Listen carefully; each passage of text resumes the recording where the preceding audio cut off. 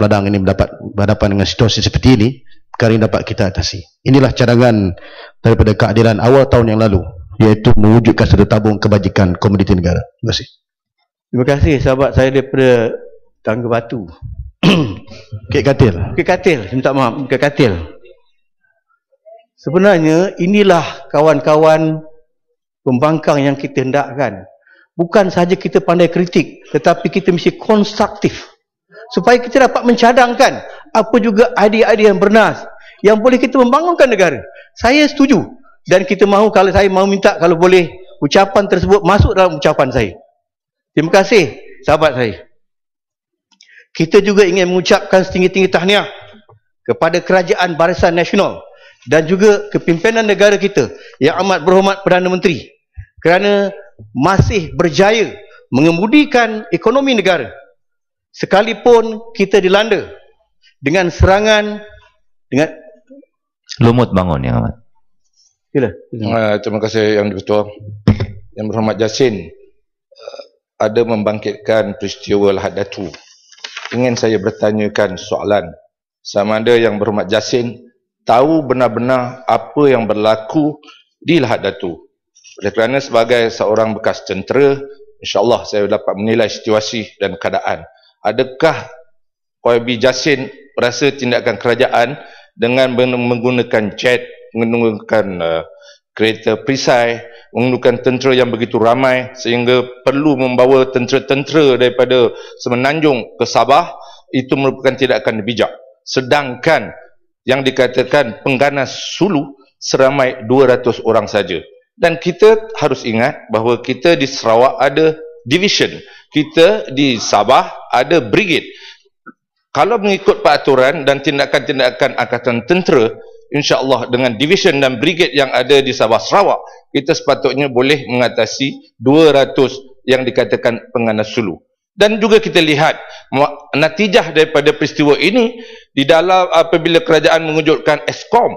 Di dalam Eskom ada 5 kawasan parlimen, 15 kawasan Dewan Undangan Negeri. Apabila pilihan raya berlaku, semuanya menang. Peristiwa pun tamat, isu pun senyap. Apa ulasan Yang berhormat Jasin? Terima kasih. Terima kasih Yang berhormat Lumut. Seharusnya Yang berhormat Lumut yang mempunyai banyak kepakaran dan pengalaman bukan sahaja boleh menilai kewibawaan serta pengorbanan Angkatan Tentera. Dalam keadaan yang amat genting sebenarnya, kita jangan kira tentang kekuatan musuh 200. Kekuatan musuh 200 ini sebenarnya boleh menjahanamkan keselamatan negara.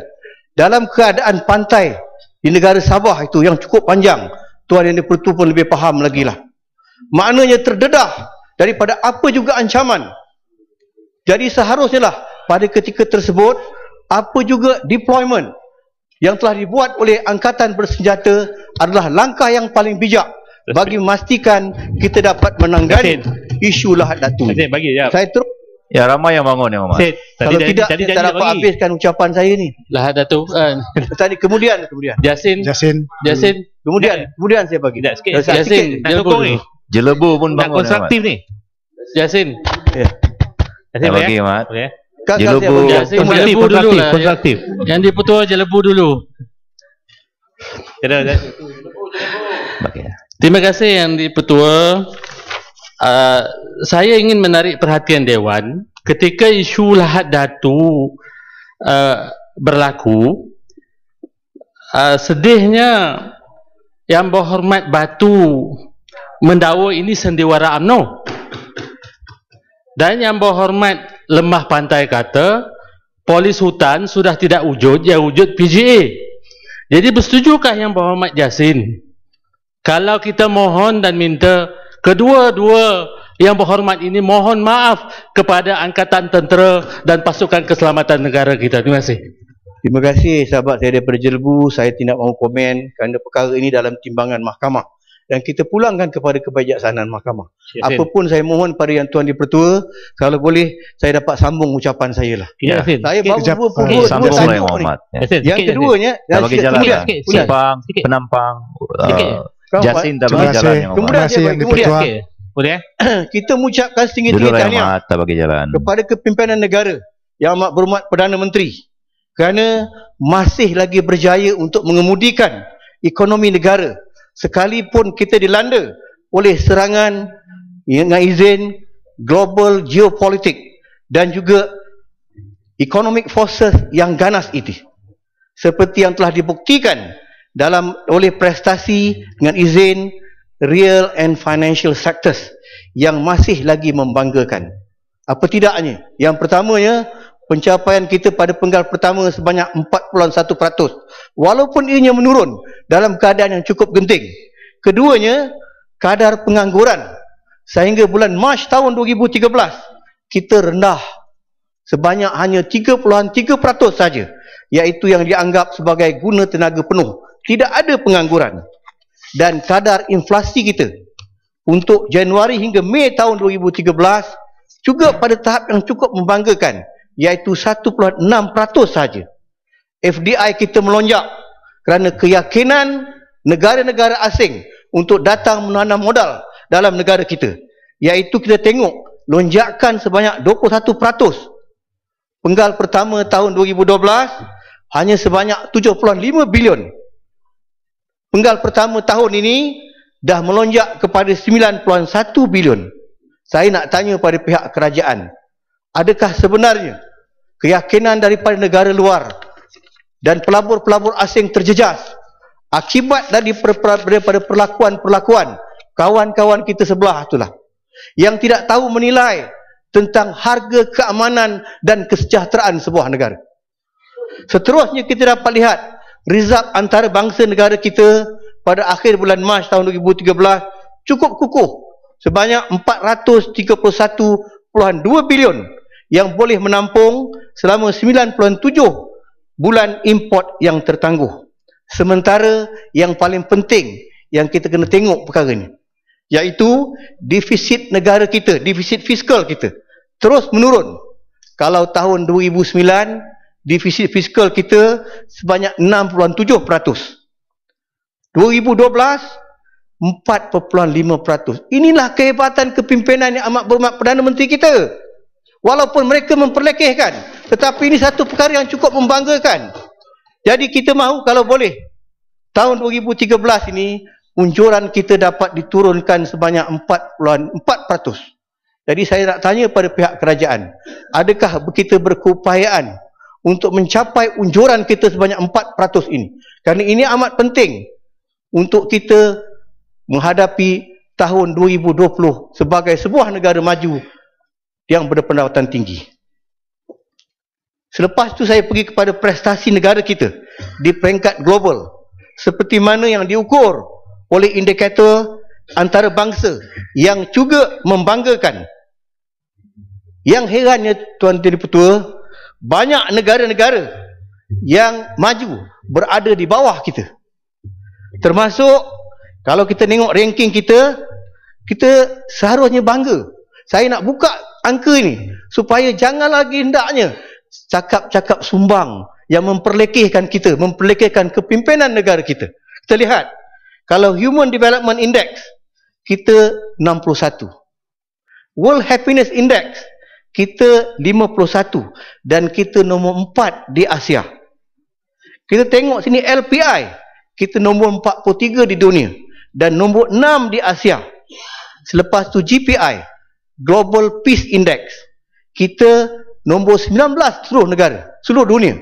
Dan kita sebenarnya nombor 1 dalam ASEAN dan kita nombor 2 di Asia. Itu sebab saya sebut tentang keamanan. Ini penting. Janganlah hendaknya ada perlakuan tunjuk-tunjuk perasaan, demonstrasi-demonstrasi ini yang boleh menjejas prestasi dan ranking kita. Kita penting tuan betul. Kalau kita dapat pegang nombor 1 di ASEAN, nombor 2 di Asia, seharusnya satu perkara yang patut kita banggakan. Itu sebab kerajaan sentiasa mengukur tentang indeks jenayah, supaya kita dapat pastikan kita dapat memberikan keyakinan bukan sahaja kepada rakyat Malaysia, bahkan kepada seluruh dunia. Yasin, kawan lama minta sikit nak sokong. Ya, Pak Buntar, silakan. Saya masih ingat Yasin, kalau sesi yang dahulu ada soalan yang diajukan, adakah perhimpunan demonstrasi menjejaskan pelaburan negara? Jawapan Menteri pada waktu tidak menjejaskan. pelaburan negara. Jadi saya harap jangan mudah untuk mengaitkan sesuatu tanpa fakta. Saja nak sokong ya kawan. Terima kasih sahabat saya Farid Bunta. Kali ini saya tak sokong sahabat saya lah. Kenapa? Gambaran yang telah diberikan oleh mass media di peringkat antarabangsa. Kalau kita pergi luar negara, kita dapat lihat apa yang berlaku negara kita, kita rasa takut. Seolah negara kita telah hancur. Kerana gambaran diberikan oleh media massa antarabangsa cukup buruk. Kalau kita tidur di jalan raya, dia tunjukkan lagi dahsyat lagi. Seolah-olah negara kita telah hancur, tidak ada lagi keamanan. Jadi itu sebablah saya rasa janganlah kita buat perkara ini lagi, kerana setidak-tidaknya ia akan menjejaskan prestasi keamanan dalam negara kita. Tuan Yang Pertua, dalam pada itu kita perlu waspada. Yang pertamanya terhadap tekanan daripada sektor luar yang masih lemah dan yang tidak menentu ini. Yang keduanya, kita akui bahawa prestasi tersebut sebenarnya tidak mampu untuk melonjakkan negara kita Malaysia kepada tahap negara maju yang berpendapatan tinggi berlandaskan daripada andaian kita yang memerlukan purata pertumbuhan sebanyak 6%. Itu sebab tuan-tuan Yang Pertua, kita sebut tadi unjuran kita sebanyak 5 ke 6% adalah amat penting. Janganlah hendaknya, kerana ada 2-3 perkara yang tidak diingini berlaku, sekurang kita boleh menjejaskan pencapaian negara kita. Jadi soalan saya pada pihak kerajaan, apakah sebenarnya perubahan struktur ekonomi yang akan dilakukan segera oleh pihak kerajaan bagi mengurangkan pergantungan kita ke atas sektor luar, agar kita sebenarnya lebih resilient lagi, dengan izin. Yang keduanya, apakah sebenarnya anda anjakkan paradigma kita yang akan kita buat untuk mencapai matlamat negara maju. Kerana kita semakin kesuntukan masa. Saya tahu, saya pun suntuk masa ni. Tapi boleh minta saya nak berhenti, minta izin dengan Tuan Yang Pertua, kalau boleh saya sambung pada esok, pada hari ini. Boleh Tuan Yang Pertua? Ya? Habiskan 2 minit Yang Amat. Kalau saya minta sambung Tuan Yang Pertua, saya banyak orang.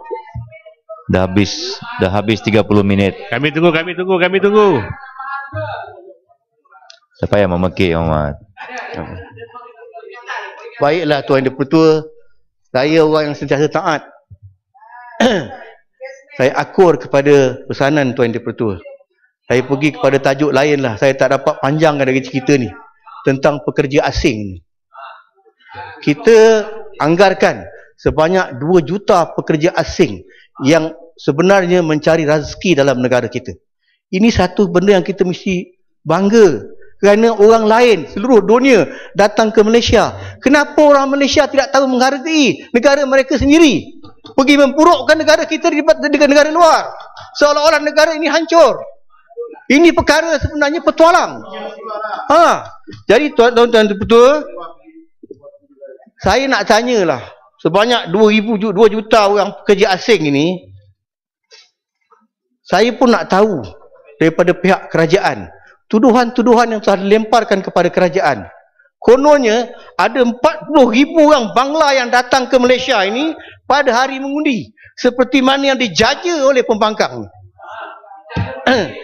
Kalau pada pun tunjukkan, jangan cakap saja.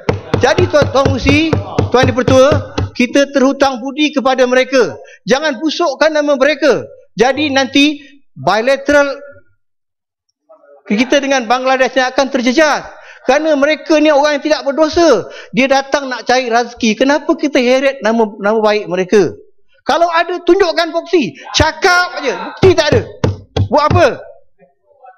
Kedua, seterusnya, dari sudut positif, mereka ni sebenarnya membantu dalam menggerakkan aktiviti ekonomi negara kita. Terutamanya dalam sektor yang kita minati oleh rakyat kita sendiri, iaitu perladangan, pembinaan dan juga perkhidmatan. Tuan Yang Pertua, saya pun dah tak tahu nak cakap ni, pasal masa yang terlalu suntuk ni. Saya nak minta sambung, Tuan Yang Pertua tak benarkan. Tapi apapun harapan saya lah,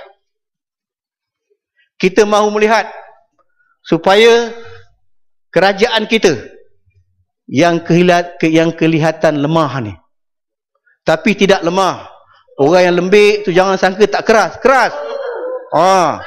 Jangan sangka mereka tak kuat. Kuku tak keluar. Tapi kita mungkin dilihat lemah dan takut sikit.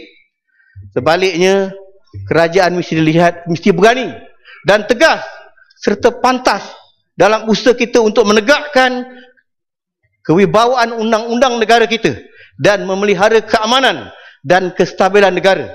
Serta kita mesti bertindak dengan segera ke atas mereka yang menghina Islam, yang menghina raja dan negara kita dan bangsa Melayu. Jadi saya minta kalau boleh, pihak kerajaan kalau boleh berani, tegas dan jangan takut untuk mengambil undang-undang. Kami sentiasa bersama-sama kerajaan. Seterusnya, Tuan Dipertua telah tunjuk isyarat tu, saya akur, saya kata saya taat. Terima kasih banyak Tuan Dipertua, saya minta maaf kalau ada apa kesilapan. Assalamualaikum warahmatullahi taala wabarakatuh. Ya, makasih Yang Hormat. Oh, tak ada bangun. Aliran Muhammad Masyurat Dewan hari ditangguhkan sehingga jam 10 pagi hari Senin 1 Julai 2013.